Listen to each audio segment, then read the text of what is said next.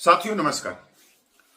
साथियों, national media, चाहे वो इलेक्ट्रॉनिक्स मीडिया हो या प्रिंट मीडिया हो, एक खबर चल रही है पिछले कई दिन से कि दीपावली से पहले या दीपावली के बाद केंद्रीय कर्मचारी और पेंशनरों का वेतन और पेंशन में होगी बढ़ोतरी। और इस खबर को अलग अलग तरह से दिखाया जा रहा है नेशनल मीडिया में, या हम कह सकते हैं गोदी मीडिया में, कोट टाई वाली यूट्यूबर मीडिया में। और इस खबर में क्या सच्चाई है? क्या कुछ ऐसा होने वाला है कि दीपावली से पहले या दीपावली के बाद केंद्रीय कर्मचारियों का वेतन और पेंशन में बढ़ोतरी होगी या नहीं होगी? साथियों, अभी एक मिनट हिंदी है और इसने भी इस न्यूज को कवर किया। ये कह रहे कि 8th पे कमीशन, क्या 8वें वेतन आयोग में डीए होगा मर्ज, बढ़ सकती है सरकारी कर्मचारियों की सैलरी। अब क्योंकि दीपावली का त्योहार आने वाला है, तो दीपावली आपने पता ही है भाई क्यों मनाई जाती है, रोशनी। उसके बाद में थोड़े बहुत बम्पर इनामों की घोषणा हो जाती है। आप जहां भी मार्केट में जाओगे वहीं पे दुकानों के आगे लिखा होगा बम्पर ऑफर, एक के साथ में एक फ्री, इस तरह की लॉटरियां निकलती हैं, सब कुछ निकलता है। तो गोदी मीडिया भी केंद्रीय कर्मचारियों और पेंशनरों के लिए लॉटरी निकाल रही है, खबरों के जाल में फंसा के कि आपका वेतन और पेंशन की बढ़ोतरी होगी।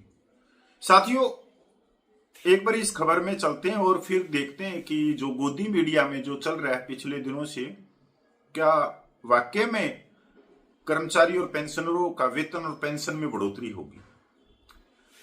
8वें वेतन आयोग का बेसब्री से इंतजार कर रहे हैं। सबकी नजर इस बात पर है कि 8वें वेतन आयोग के लागू होने से उनकी सैलरी और पेंशन में कितनी बढ़ोतरी होगी। इसके साथ ही एक सवाल यह है कि क्या इस बार 8वें वेतन आयोग में डीए को मर्ज कर दिया जाएगा।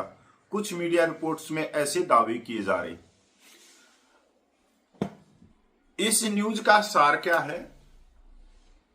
क्या डीए जो 58% है और जनवरी 2026 तक 61% होने की संभावना है, क्या उसको बेसिक वेतन में मर्ज कर दिया जाएगा? क्या उसको बेसिक पेंशन में मर्ज कर दिया जाएगा? तो साथियों, ये एक ऐसा सवाल है जो सब जानना भी चाहते हैं। और जो कोट टाई वाले बोर्ड लेके उस पे समझाते हैं कि अगर मर्ज हो गया और ये फिटमेंट फैक्टर मिला तो ये वेतन हो जाएगा। साथियों, जो न्यूनतम वेतन है एशियन पे कमीशन में वो है 18,000 रुपये।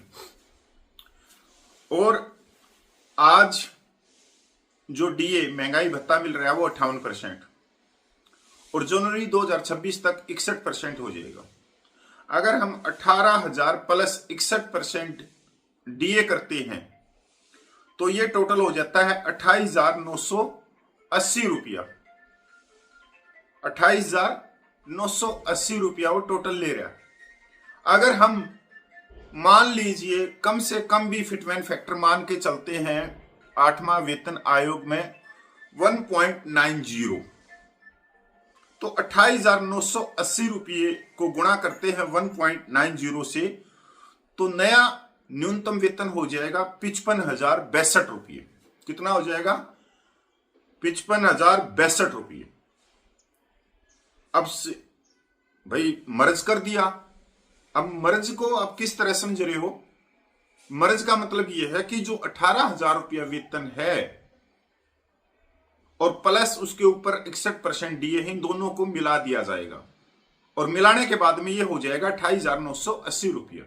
अगर इसके ऊपर हम कम से कम फिटमेंट फैक्टर भी लगा के चलते हैं 1.90, तो नया न्यूनतम वेतन हो जाएगा 8वें वेतन आयोग में 55,062 रुपया।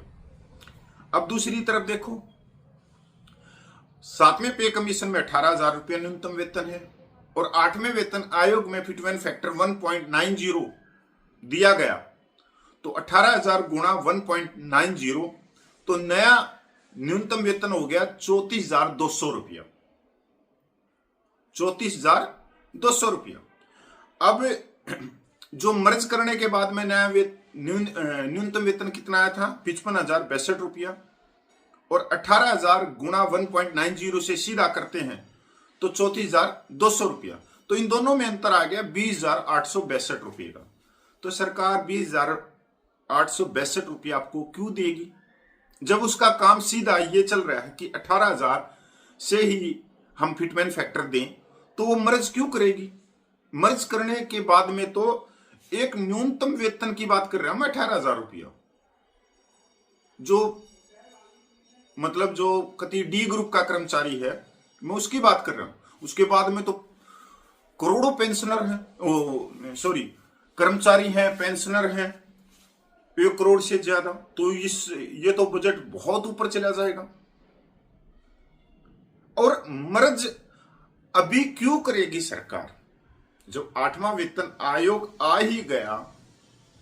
भाई चलो, वो सरकार 8वें वेतन आयोग की घोषणा करने के बाद में सो रही है, चलो वो कभी ना कभी तो आएगा, घोषणा हुई है तो चलो 2029 में आ जाएगा, लोकसभा के चुनाव में आ जाएगा, तब तक इंतजार करते रहिए, तब तक वीडियो देखते रहिए गोदी मीडिया के और इस तरह की खबरों का मजा लीजिए। अब ये देखो कि सरकार अब मर्ज क्यों करेगी, इससे तो सरकार की जेब पे बोझ पड़ेगा। साथियों, सरकार 18,000 पे ही फिटमैन फैक्टर लागू करेगी, और जो डीए है, मर्ज करने की बात है, वो मर्ज नहीं होगा, वो 0 हो जाएगा, 0 हो जाएगा। फिर से महंगाई भत्ता चलेगा, शुरू से 1 से उठेगा, फिर आगे चलेगा। आप सोच रहे होगे कितनी खबर आ रही है 8वें वेतन आयोग को लेके, अलग अलग तरह के अनुमान लगाए जा रहे हैं, अलग अलग तरह के। नहीं, ये जो अनुमान है ये बेवकूफी भरे हैं, ये अनुमान नहीं है। ये जो केंद्रीय कर्मचारी है, पेंशनर है, उनके आंख को बांधने का काम किया जा रहा है। मजे ले रही है गोदी मीडिया, क्या दिक्कत है? मजे वो भी ले रहे हैं जो इन खबरों को घर में बैठ के देख रहे हैं। दोनों तरफ से ही मजे वाले व्यक्ति इकट्ठे हो रखे हैं। वो झूठ दिखा रहे हैं, लोगों को झूठ पसंद है, तो गोदी मीडिया भी अपनी जगह ठीक है, जो देखने वाले हैं वो भी ठीक है। हाँ, ये मजे के चक्कर में ये हो गया कि 8वां वेतन आयोग का नोटिफिकेशन नहीं निकला। 11 महीने हो जाएंगे तकरीबन। 11 महीने में सरकार TR फाइनल नहीं कर सकी इस मजे के चक्कर में, क्योंकि करोड़ों केंद्रीय कर्मचारियों और पेंशनरों का दबाव है ही नहीं सरकार पे। वो मस्त है, इलेक्ट्रॉनिक्स मीडिया देख के, प्रिंट मीडिया देख के, कोट टाई यूट्यूबर देख के उनके आए दिन वेतन और पेंशन बढ़ाने के अलग अलग नुस्खे लेके आ रहे हैं, अलग अलग कहानियां बना के दिखाई जा रही हैं। तो साथियों, अब करें तो करें, क्या करें? क्योंकि जब गोदी मीडिया होगी तो देखने वाले भी गोदी व्यक्ति होगी, तो आप और हम क्या कर सकते हैं? पर इससे नुकसान करोड़ों केंद्रीय कर्मचारी पेंशनरों का होगा। अब करोड़ों जो पेंशनर हैं, आपने सोचा है कि फैमिली पेंशनर कितनी होंगी? सिविल की, डिफेंस की, पैरामिलिट्री की, जो देहात में रहती होंगी, गांव में रहती होंगी, पहाड़ियों में रहती होंगी। अब वो तो उम्मीद लगा के बैठी है कि हमारी पेंशन, जो न्यूनतम पेंशन है 9,000, कम से कम वो 20,000 हो जाए, 25,000 हो जाए। पर उनको क्या पता कि गोदी मीडिया दिखा रही है, गोदी व्यक्ति देख रहे हैं, तो उन फैमिली पेंशनरों की कोई बात सरकार तक करने वाला ही नहीं है। सरकार अपने नेताओं के पीछे है, अपने बिजनेसमैन दोस्तों के पीछे है, जो देश के योगदान में भागीदार है, जो देश को चला रहे हैं कर्मचारी वर्ग, उनके बारे में सरकार सुनना ही नहीं चाहती। तो साथियों, नमस्कार, जय हिंद। मैं पूरे सैनिक कपिल फौजी।